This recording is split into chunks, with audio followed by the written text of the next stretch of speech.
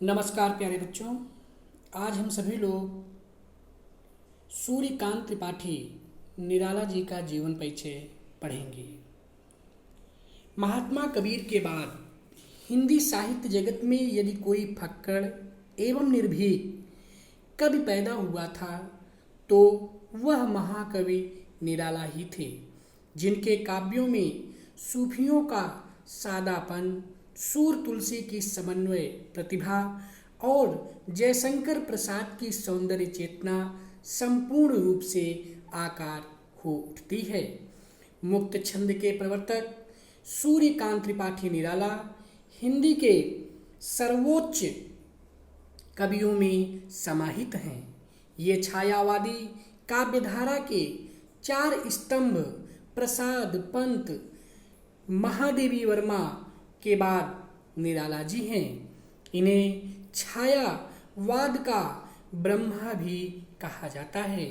प्रसाद पंत निराला को क्रमशः ब्रह्मा विष्णु महेश के नाम भी छायावाद में जाना जाता है।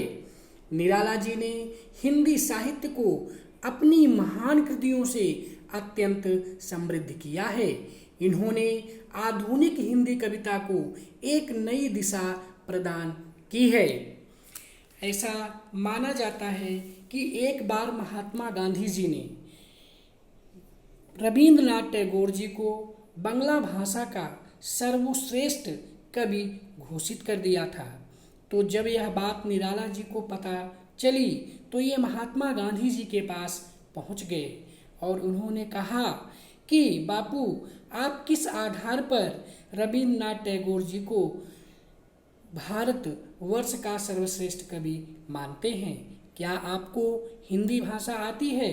तो इस पर गांधी जी ने कहा कि हिंदी भाषा मुझे उतनी नहीं आती है जितनी गुजराती और बंगला भाषा आती है।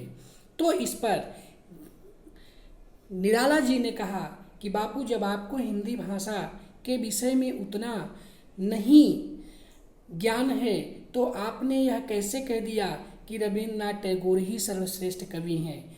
हिंदी भाषा में और कोई कवि नहीं है जो रविंद्रनाथ टैगोर का मुकाबला नहीं कर सकता है। तो इस पर गांधी जी मुस्कुराते हैं और वो कहते हैं, ठीक है, तुम अपनी रचना मेरे पास भेज देना, मैं उसे पढ़ूंगा फिर बताऊंगा। तो इस पर निराला जी कहते हैं कि बापू, आपने तो अभी कहा कि मुझे हिंदी नहीं आती है, तो फिर आप कैसे हमारी रचना का मूल्यांकन करेंगे? इस तरह से निराला जी बापू जी से कहते हैं कि बापू, जैसे बंगला मेरी भाषा है वैसे ही हिंदी मेरी मातृभाषा है, मेरी अपनी भाषा है और हमें अपनी मातृभाषा का सम्मान करना चाहिए। इस पर गांधी जी मुस्कुराए और फिर चल दिए। अनगढ़ अक्खड़ बेपरवाह जीवन की अस्मिता का उजाला, ऐसे थे हमारे महाप्राण निराला। गांधी जी से प्रश्न करना उस समय ईश्वर से प्रश्न करने जैसा था, लेकिन निराला जी के मन में जो हिंदी भाषा के प्रति प्रेम की भावना थी वह इनके अंदर उत्साह और जोश का संचार करती है, जिसके परिणाम स्वरूप ये गांधी जी से प्रश्न करने में भी हिचकते नहीं हैं। 21 फरवरी 1893 को बंगाल के महिषादल में निराला जी का जन्म हुआ। इनके पिता का नाम पंडित राम सहाय त्रिपाठी था, जो महिषादल के एक प्रतिष्ठित पद पर कार्यरत थे। निराला जी की प्रारंभिक शिक्षा बंगाल में ही हुई, अर्थात निराला जी को जो है बंगला भाषा का भी अध्ययन प्राप्त था। निराला जी का संपूर्ण जीवन संघर्षों में व्यतीत हुआ। ऐसा माना जाता है कि निराला जी का जन्म बसंत पंचमी के दिन हुआ था। माँ वीणा पाणी वादिनी सरस्वती माँ का जन्मोत्सव हम सब बसंत पंचमी के दिन मनाते हैं। अतः बसंत पंचमी के दिन इनका जन्म होने के कारण इन पर माँ वीणा वादिनी सरस्वती की विशेष कृपा थी। माँ भगवान सूर्य देव की उपासक थीं, अतः उन्होंने अपने पुत्र का नाम सूर्य कुमार रखा। निराला कभी भी किसी को दुखी नहीं देख पाते थे। ऐसा वृत्तांत मिलता है इनके जीवन के विषय में कि एक बार इनकी किसी रचना पर इन्हें 1000 रुपये का पुरस्कार मिला और उस पुरस्कार को प्राप्त करने के बाद जब ये वापस अपने घर की ओर आ रहे थे तभी एक वृद्ध महिला एक दुकानदार के पास खड़ी थी। वह कई दिनों से भूखी थी, उसे खाने को कुछ नहीं मिला था। वह दुकानदार से बार बार आग्रह कर रही थी, निवेदन कर रही थी कि मुझे खाने के लिए कुछ दे दो, मुझे बहुत भूख लगी है। निराला जी जब वृद्ध महिला के इन कथनों को सुनते हैं तो ये उस वृद्ध महिला के पास जाते हैं और अपनी जेब से निकालकर 100 रुपये देते हैं और कहते हैं कि माई 100 रुपये में आपका काम चल जाएगा, कितने दिनों तक आप इसमें खा लेंगी। तो वृद्ध महिला कहती है कि 3-4 दिनों तक अब मुझे भीख नहीं मांगनी पड़ेगी, मैं इन 100 रुपये में 3-4 दिन अपने बिता लूँगी। इस पर निराला से नहीं रहा जाता है, ये पुनः अपनी जेब में हाथ डालते हैं और 1000 रुपये जो इन्हें पारितोषिक के रूप में प्राप्त था उसे निकाल करके उस वृद्ध महिला को दे देते हैं।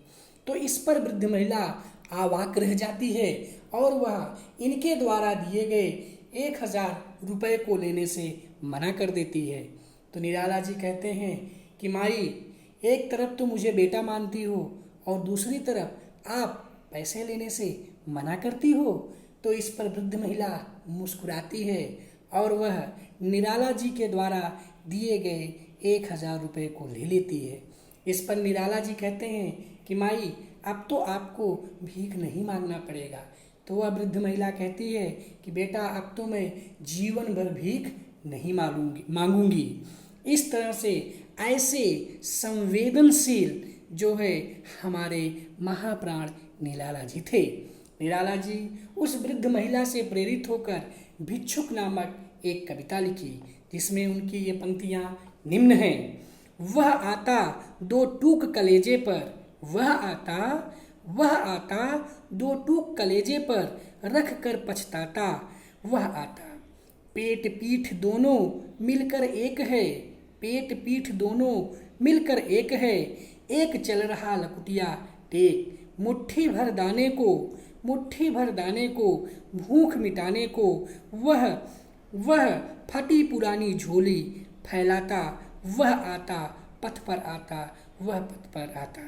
इस तरह से इन पंक्तियों के माध्यम से निराला जी ने जो है बेहद संवेदनशीलता का परिचय दिया है।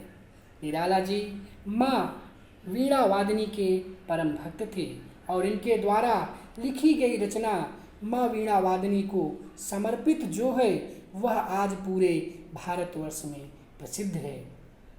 वरदे वीणा वादिनी, वरदे वीणा वादिनी, प्रिय स्वतंत्र रवयमृत मंत्र नव भारत में भर दे, वरदे वीणा वादिनी वरदे। नव गति नव लय ताल छंद नव, नवल कंठ नव जल दमंद्र रव, नव नभ के नव बिह वृंद को, नव पर नव स्वर दे वर दे, वीणा वादिनी वर दे। यह निराला जी की प्रसिद्ध रचना जो माँ सरस्वती के चरणों में समर्पित है, यह वंदना पूरे भारत देश में सहर्ष रूप से जो है छात्र छात्राओं के द्वारा तथा अन्य सांस्कृतिक कार्यक्रमों में जो है गाई जाती है। और इस प्रसिद्ध वंदना के माध्यम से सूर्यकांत त्रिपाठी निराला को अपार प्रशस्ति भी प्राप्त हुई हिंदी साहित्य के जगत में। निराला की पत्नी, जिनका नाम मनोहरा देवी था, वे भगवान श्री रामचंद्र की परम उपासिका थी। सच कहें तो निराला जी को हिंदी भाषा में कविता लिखने की प्रेरणा मनोहरा देवी से ही मिली है। चूँकि जो है निराला जी की पत्नी मनोहरा देवी भगवान श्री राम की अनन्य भक्त थी और वो अक्सर भगवान श्री राम की स्तुति से संबंधित जो है पंक्तियों को गुनगुनाया करती थी। श्री रामचंद्र कृपाल भज मन, श्री रामचंद्र कृपाल भज मन, हरण भव भय दारुणम, नव कंज लोचन कंज मुख पद कंज कंजारुणम, श्री रामचंद्र कृपाल मन, हरण भव भय दारुणम, नव कंज लोचन कंज मुख कर कंज पद कंजारुणम, श्री राम श्री राम श्री राम। इस तरह से इनकी रचना पर इनकी पत्नी के जो है इनके पत्नी के गीतों का बहुत बड़ा प्रभाव पड़ा। निराला जी का विवाह 1911 ईस्वी में 15 वर्ष की आयु में हो गया था। इनकी पत्नी मनोहरा देवी अध्ययनशील महिला थी। बचपन में ही माता का देहांत हो गया और किशोरावस्था में निराला को अनुशासन देने वाले पिता भी चल बसे। प्राणों से प्रिय मनोहरा भी एक पुत्र और एक पुत्री सरोज को जन्म देने के बाद ईश्वर के पास चली गई। जब निराला की पत्नी का देहांत हुआ था तब निराला की आयु मात्र 23 वर्ष थी। निराला का पूरा परिवार महामारी में खत्म हो गया था, क्योंकि उस समय 1914 ईस्वी में प्रथम विश्व युद्ध के उपरांत पूरे देश में अकाल और महामारी की स्थिति फैल गई थी और उस महामारी और अकाल से निराला जी का परिवार भी अछूता नहीं रहा। परिणाम स्वरूप जो है एक के बाद एक इनके परिवार के लोगों का देहांत उस महामारी और अकाल के समय में हो गया। सिर्फ निराला, इनका पुत्र और इनकी बेटी ही सिर्फ बचती हैं। तो निराला जी इसके बाद फिर जो है महिसार दल से ये वहाँ से निकलकर लखनऊ आते हैं और फिर संगम नगरी इलाहाबाद पहुँचते हैं। प्रयाग की पावन भूमि संगम नगरी में ही फिर ये अपना शेष जीवन व्यतीत करते हैं, अर्थात ये संगम नगरी के हो जाते हैं। चूँकि महादेवी वर्मा निराला जी को अपना बड़ा भाई मानती थी और निराला जी के परम मित्र के रूप में सुमित्रानंदन पंत जी थे।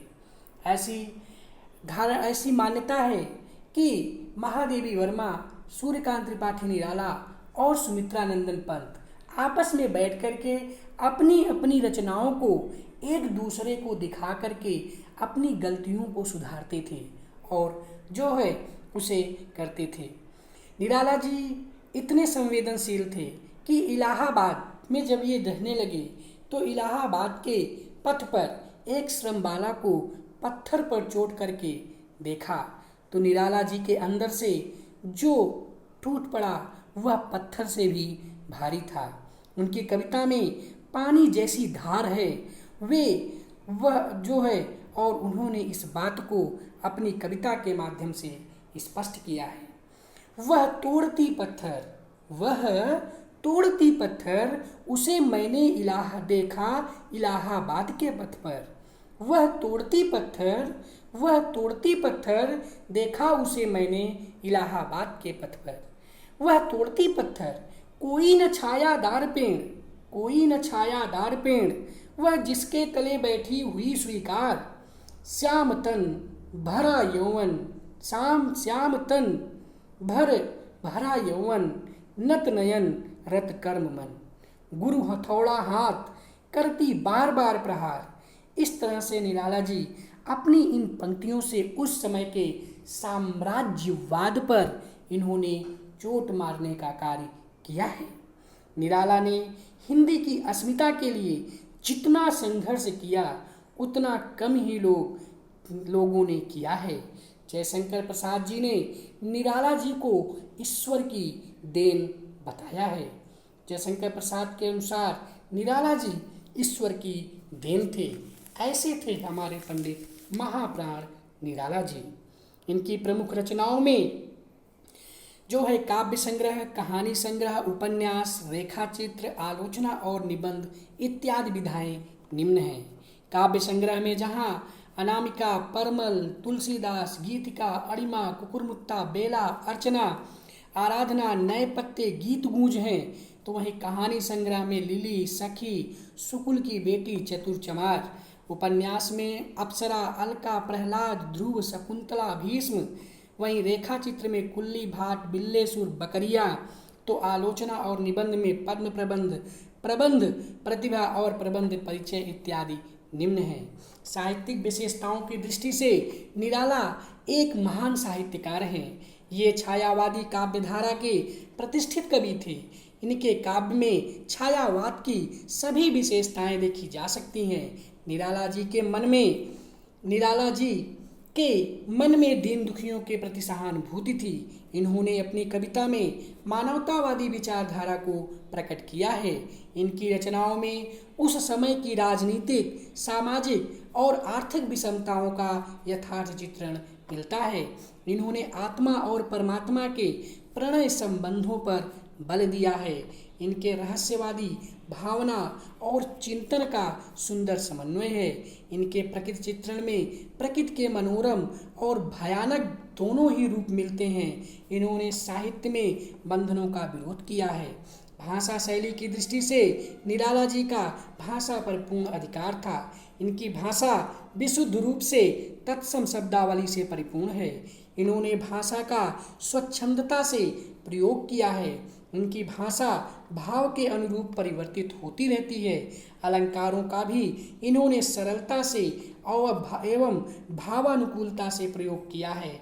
इन्होंने संस्कृत निष्ठ कोमल शब्दावली का प्रयोग किया है।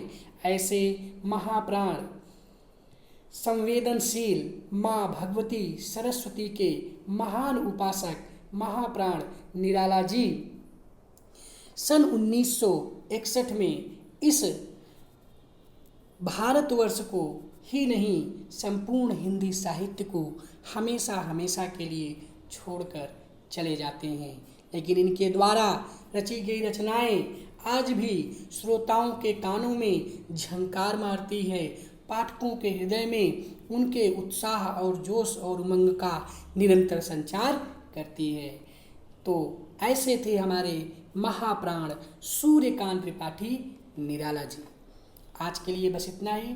धन्यवाद। जय भारत, जय हिंदी, नमस्कार।